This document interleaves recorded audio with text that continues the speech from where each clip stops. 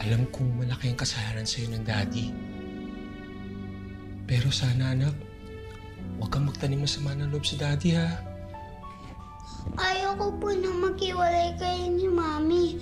Gusto ko po, lagi tayo magkasama nila, Mami.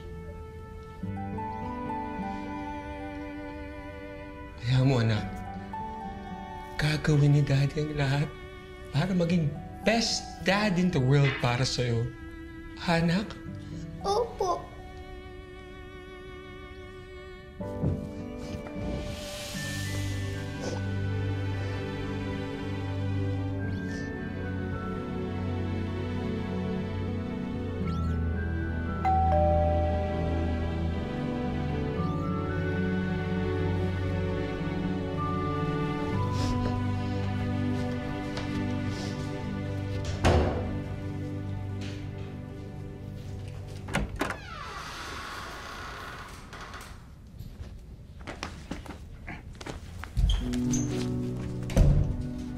Ginagawa mo rito?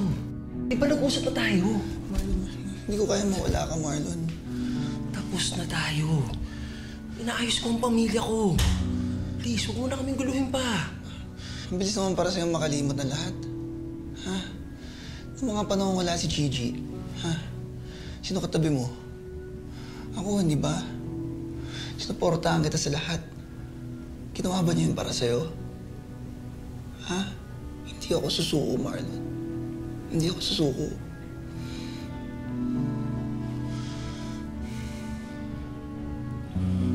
Ivan, please. Huwag mo na akong pahirapan pa. Please. Sabihin mo sa akin, hindi mo ako mahal. Mahal kita, Marlon.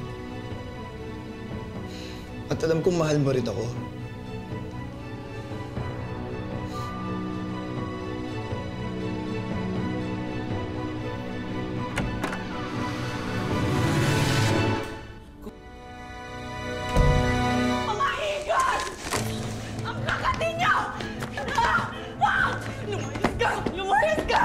Marlon!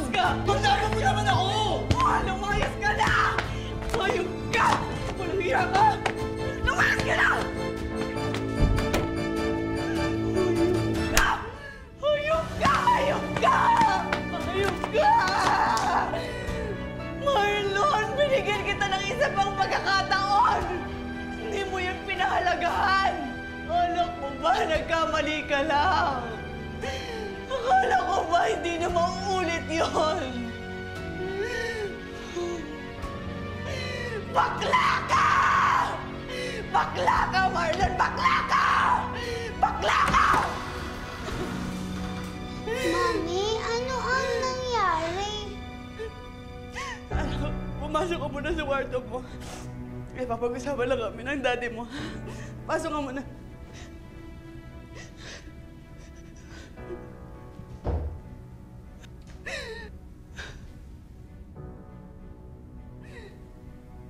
Minahal mo ba talaga ako?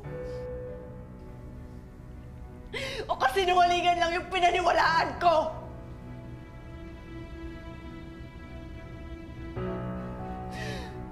Kung nagdududa ka kung minahal kita, Gigi, alam ko sa puso kong minahal kita. Kaso, hindi ko na kayang lukuhin ang sarili ko. Kailangan kong tanggapin ang totoong pagkatao ko. Nagkamali ako, nagkasala. Sana mapatawad mo ako. Mahirap magpatawad, Marlon.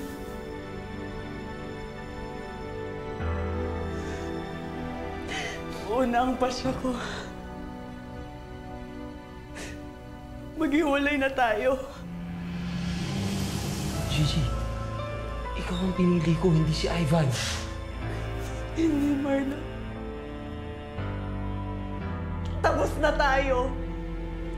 Hanapin na lang muna natin ang sarili natin. Hindi ko alam kung ano nararamdaman ko ngayon.